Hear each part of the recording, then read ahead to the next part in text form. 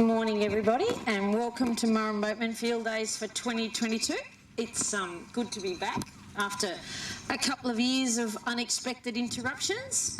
My name is Michelle O'Neill, and I own a little business called Cherry Tree Equine, and we're based down on the northern end of the Monero, south of Canberra. And we do lots of horsemanship clinics, travel around the country, teaching people to have a better relationship with their horse. And this morning what we're going to do is we're going to do a demonstration about how groundwork relates to ridden work. Now, we've picked this mare specifically this morning. As you guys can see, she is super distracted, okay? If you wanted me to ride a horse right now, I wouldn't be particularly keen to get on this one.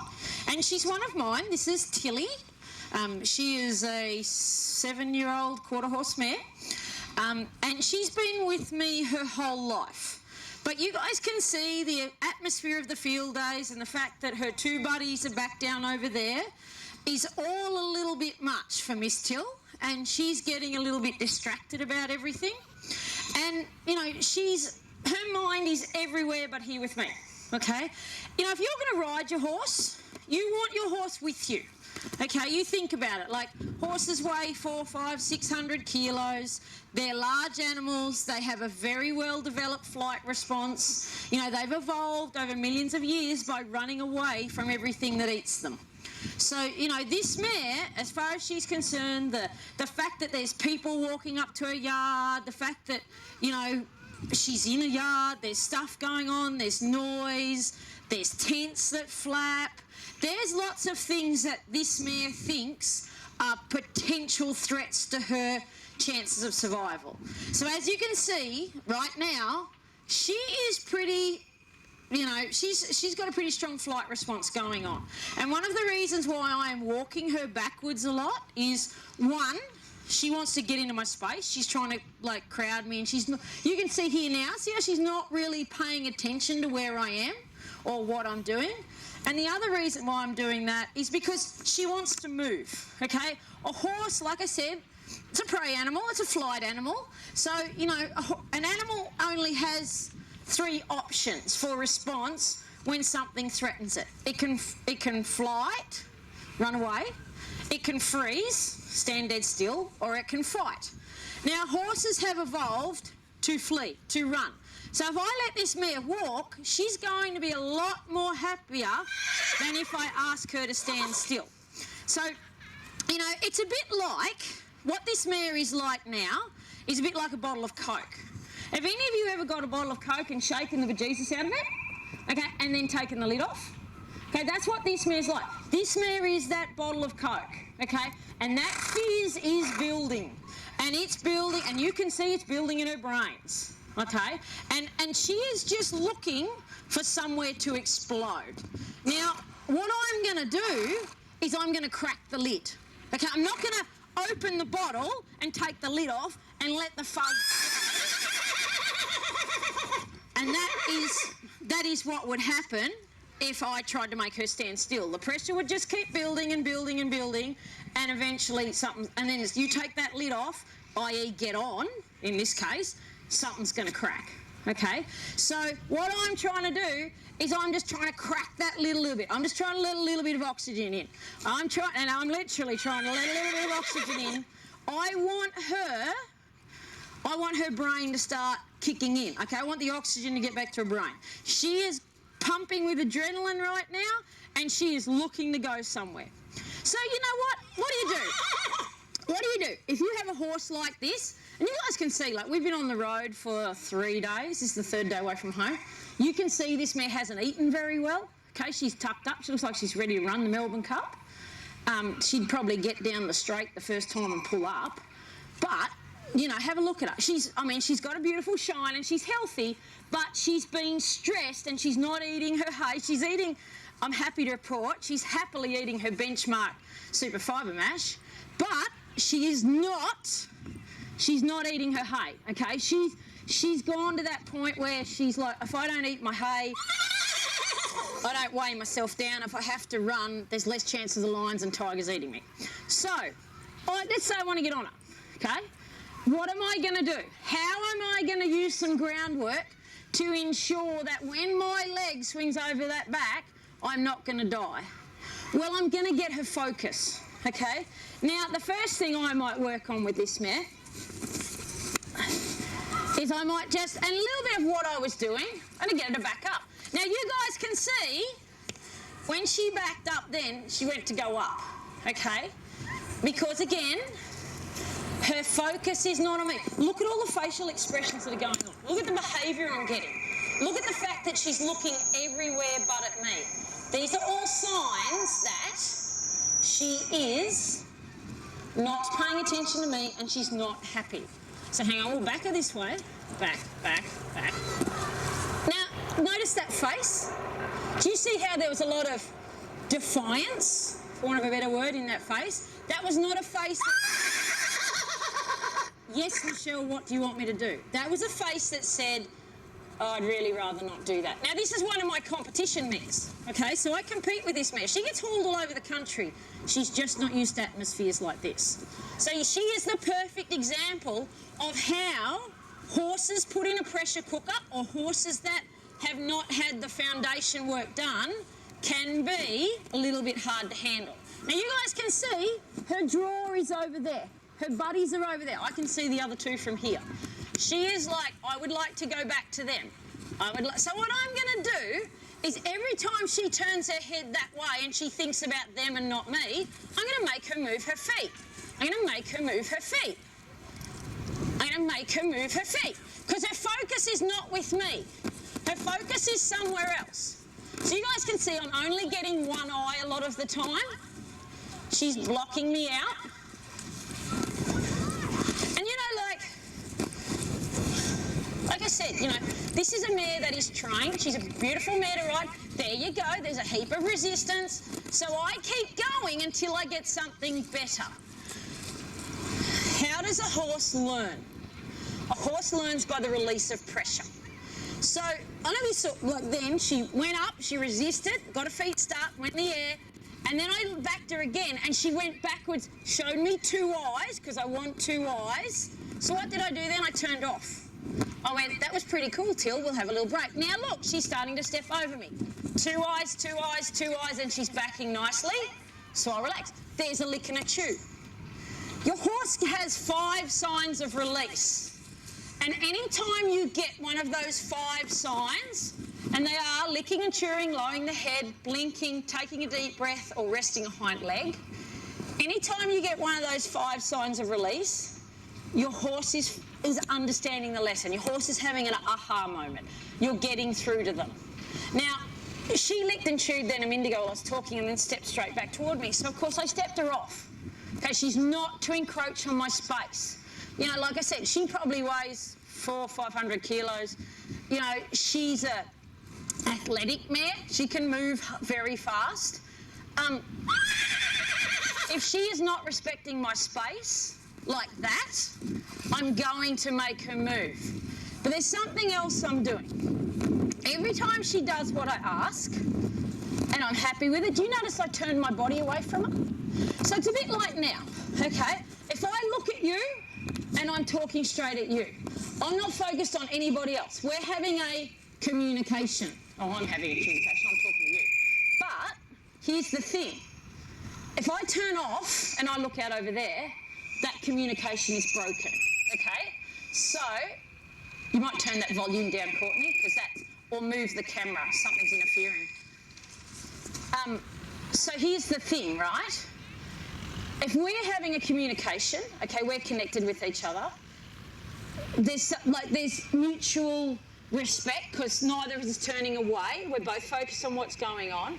And then someone else talks to me and I look away, that communication is broken. Okay, now I'm talking to you. You're nodding your head, that's really cool. We've got that link. So when I turn away from my horse to talk to all of you, I'm breaking the communication link. But when I turn and look at her, I expect her to be ready to do something because I'm now focused on her. I'm not thinking about the tractor pull or the side shows or whatever. You guys can see she's looking for buddies. But, like, when I look at her, I want focus. And this is the thing. How does groundwork relate to Ridden work? Well, we've already established that she has to be respectful. Okay, we've already established that she has to listen to me. She has to be willing to absorb the lesson. That's really important when you ride, because your horse is not listening to you and it's not switched on and it's not absorbing the lessons. That's when they do crazy stuff, and that's not a heap of fun. But the other thing I'm establishing with this horse on the ground is that when I focus on you, good girl, when I focus on you, you better be fixing for something to happen, okay? I'm not just going to look at her, and this is what I see people do a lot at clinics. They look at their horse, they're standing here, and they're thinking about what they're going to have for lunch. And so the horse switches off, okay? Don't waste your horse's time, okay? You know, these things, they only live till about, 20, 24, if you're lucky, 30 years old. You know, they don't have as much time as we do. So stop wasting their time. When you're working with them and you're involved with them, make it interactive. Make sure you're there for a purpose. Now, I don't mean you have to be, dreaming about competing in the eventing at the Olympics. Okay, if that's your focus, that's great. But you don't have to be that's not your focus. If your focus is going for a safe trail ride, if your focus is just trotting around this arena, that's your focus. Don't be thinking about what's going to happen tomorrow, what you're having for lunch, or what your friends are doing, okay? Be honest to your horse and be present for your horse.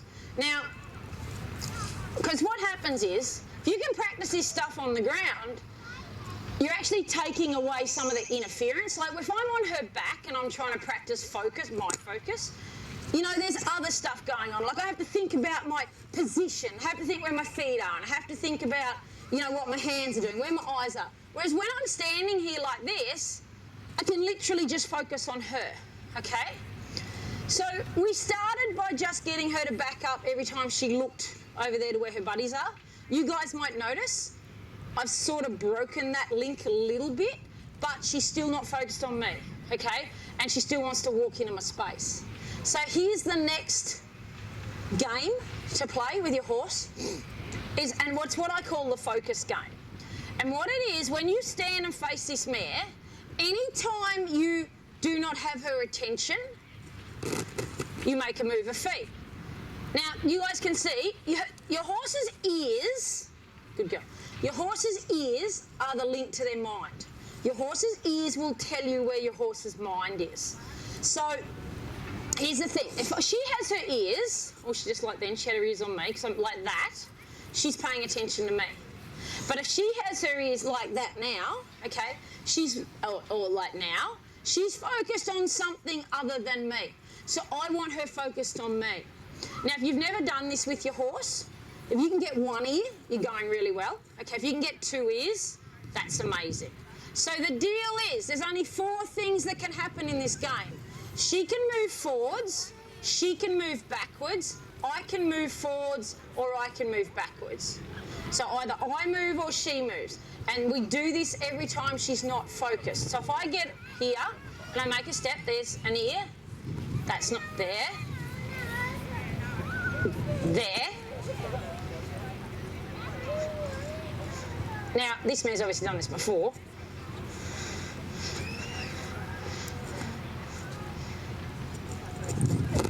Attention.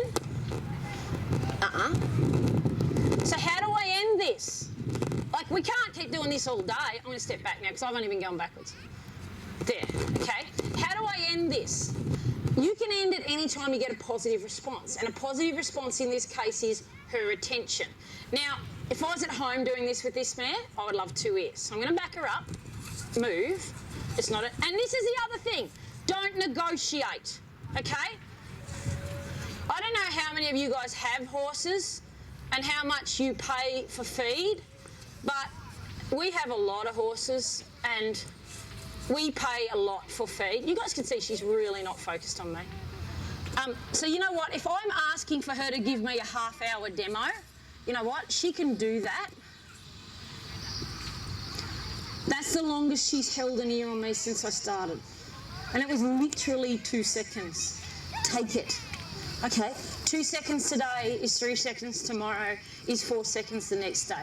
Now, this is an exercise that I actually find quite hard to demonstrate because by the time I vocalise it to you guys, the moment's nearly passed with her. So if I look at her now,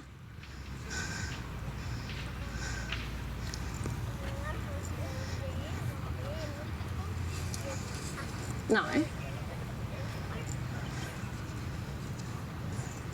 Did you see there for the slightest fraction I got 2 ears? Bang, I'm gone. I'm disconnected, okay? That's her reward. And this is where we get confused. People get confused with horses. You know, like, it's all lovely. I've had in my pocket a Indigo piece of licorice. You know, like, don't get me wrong, my horses do get treats and I do pat them. But horses don't wake up in the morning and go, oh my God, my owner's going to give me a piece of licorice today. Oh my God, my owner's going to give me a pat. Your horses wake up in the morning and go, where's the grass, where's the shelter, and where's the water? Okay? And how do I conserve my energy to survive? And you know what? Like, we've domesticated horses and we've changed a lot of their living conditions and all that stuff. But that natural instinct to survive is still very, very strong. Okay? So it's funny, we were doing a clinic last weekend and there was a lady there and her husband was riding one of her horses, and something happened and the husband got a little bit out of position and the horse ran back to where the lady was, and the lady was like, oh look, the horse is running back to me. The horse wasn't running back to her, the horse was running back to its paddock mate, which she was holding. You know, and I'm really sorry to shatter anyone's ego, please don't overestimate how important these horses think you are. You provide food and water and shelter, and yes, they appreciate it. And you know, like, if you go over to where my horses are, there's a big chestnut gelding over there, and you couldn't buy that horse for love nor money. Like, you know, I love that horse far more and you know what? I know I love him far more than he loves me. Okay? He looks, and he's not that fussed on food. So you can't even bribe him. But you know what? Like, and that's cool. I can live with that. You know, like, they give me joy, okay, and I take care of them, okay. And yes, you know what? There's another mare over there, and you know what? You can go and pat that mare, and she'll think you're pretty nice, okay. She kind of like, but you guys can already tell with this mare, she couldn't care if I dropped dead tomorrow, okay. As long as somebody turns up tomorrow morning and gives her a super fibre mash, she'll be happy. Okay, like, and don't get me wrong, this mare, she tries her heart out for me. Like, when we compete, you know, like, she's a lovely mare, okay, despite the fact that she's a bit wound up by the whole field day experience. She's a lovely mare, but I don't ever put human emotions onto my horses. Be very aware of that. So many people at clinics try and put human emotion, or just generally, try and put human emotions on their horses. You have to remember it's a horse, okay? And you know what? They're great. Like I said, I love them. I wouldn't be without them some days. But you know, this is a mare that is at the moment much more interested in what's going on back there, what's going on out there than me, okay? And you know what? But she's better. You guys noticed how she's starting to respect my space? She's not so interested in running over me. She looks around, but she hasn't got a head in the air so much. She's naturally high-headed. You can see that by her build. For my horses, she's naturally quite high-headed. So, you know, here's the thing. So we've done some of that. You guys can see she's starting to pay attention. Now, what's the next step? You know, let's say she's saddled and I do want to go for a ride, and she's, you know, like, she's okay now, but she could be better, okay? In my world, she could be a lot better. So what I really like to do is I do lots of lunging work. And again, this demonstration is not about showing you the techniques or breaking it down. This is just showing you the general principle of what we do. If you want to learn more about the specific techniques of things like disengaging hindquarters and lunging them and moving their shoulders and all that stuff, which I'm about to show you, we have Cherry Tree Equine has a YouTube channel, which is free, but we are about to start a virtual training channel. So you can subscribe to our email a newsletter while you're here, and you might win a free subscription. So there you go, you might go home from the field days with something for nothing, I mean. So if I want to lunge her, okay, I'm going to move her off. Now, there is like I said, there's a whole technique to this, Now, remember this when I first started the demo and I was getting her to move with me? Okay, now, you know, I was doing a lot more work than I'd really like to do at that point. You know, I'd really like her to do the work. So here's the thing. I'm now walking a small circle. She's trotting a big circle. And I'm going to show you, you know, we're good, talking about relating this to our ridden work. You might note with this mare, note how calm she is as she goes around the circle. Note the fact that she's soft on my lead, and if she sticks her nose to the outside, I just kind of bump her.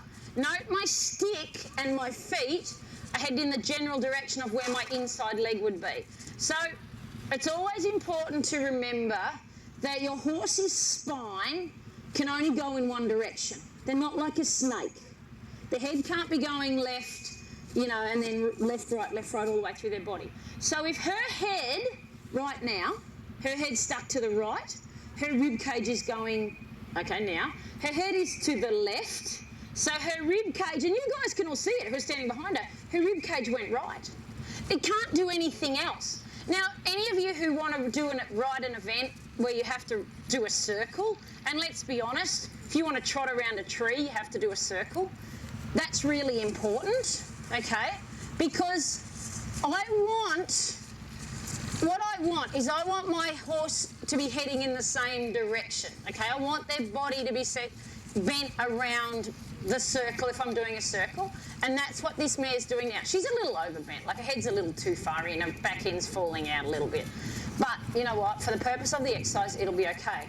So I'm asking her to go around. Now, again, how do I end this? This circle is okay, considering the fact that she looked like she was going to jump that fence when she came out here.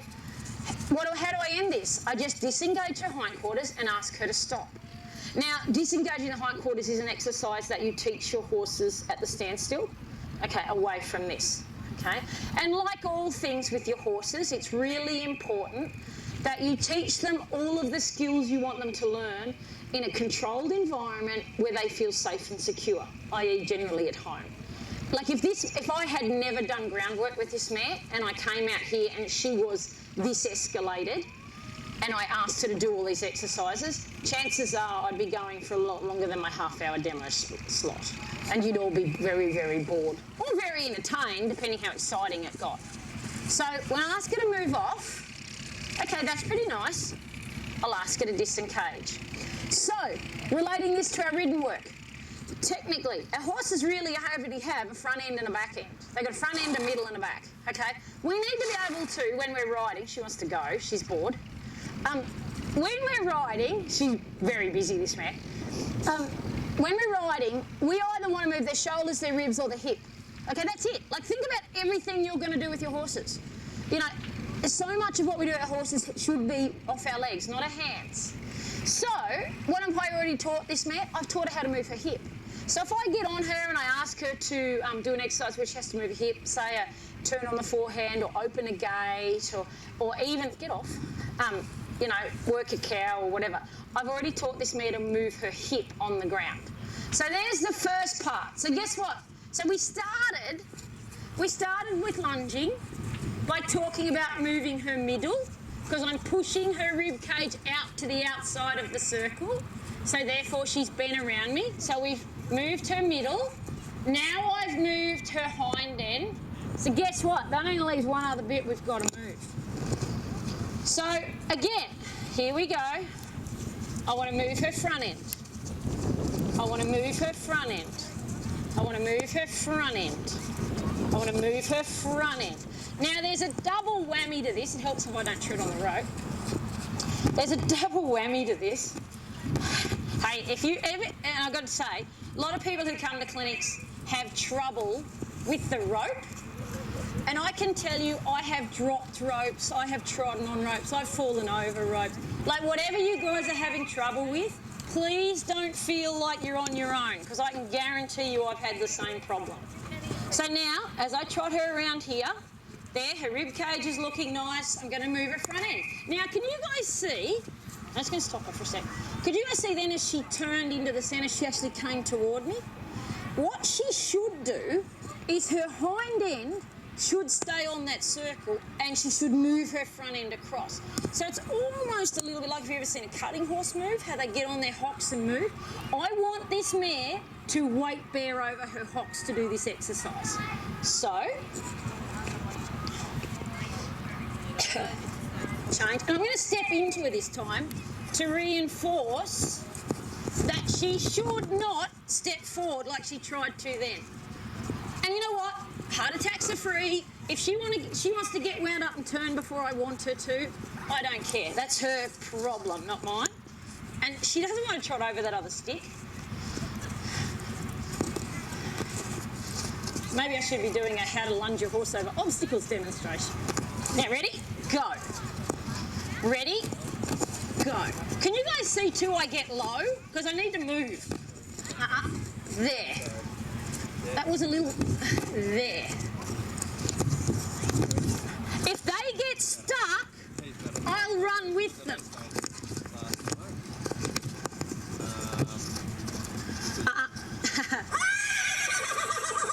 Okay, so guess what she's going to get to do for winning? Work.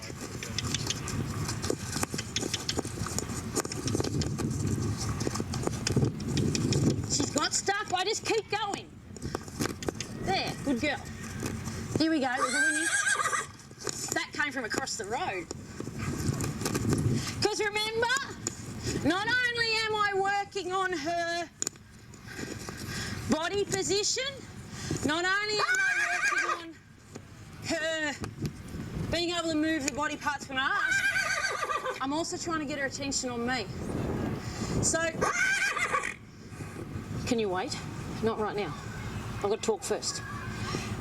So here's the thing, right? She's... Back up. Nobody needs to hear you whinny through the mic. So here's the thing, right? Not only did I just move her body parts and all that stuff we talked about, I put pressure on her. You guys saw, like, I'm moving. I'm half puffing. Okay, I need to get a bit fitter. I've had many young horses for a while. I haven't been doing a lot of this stuff. But, you know, like... Here's the thing. I'm going to move that so I don't run over. Here's the thing.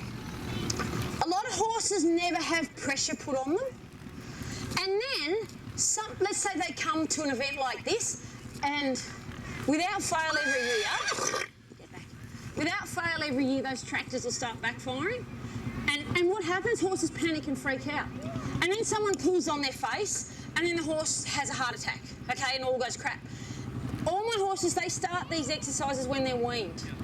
So at 6 months of age, they start to learn what it is to have pressure put on them. So again, how does groundwork prepare you for ridden work? It teaches your horse that it can survive pressure. Now, she did a few nice turns there, so I'm just going to let her trot on. There's her relax, okay? I put pressure on, I took the pressure away.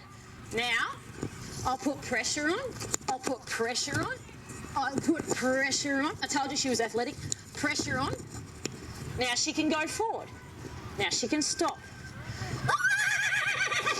Thanks, Squiggles. Her buddy's whinnying out to her now. He's obviously, I reckon he can see her. But, you know, this is the thing. Like, so if we were doing this, okay, and I was at home doing this, not just giving you guys a demo, the instant she paid attention to Squiggles again, we'd have been back to work. Now, you guys can see, I think, this mare's in full work. Like, she's not unfit. Like, I work this mare every day. And can you guys see she's starting to sweat? And I'm still puffing. This work is not easy, okay? If you've got a horse and you want to get on and it's a bit distracted, 5 minutes of this stuff is all you have to do. Now, this mare, the last time she would have done groundwork like that would have been here at the field days 2 years ago.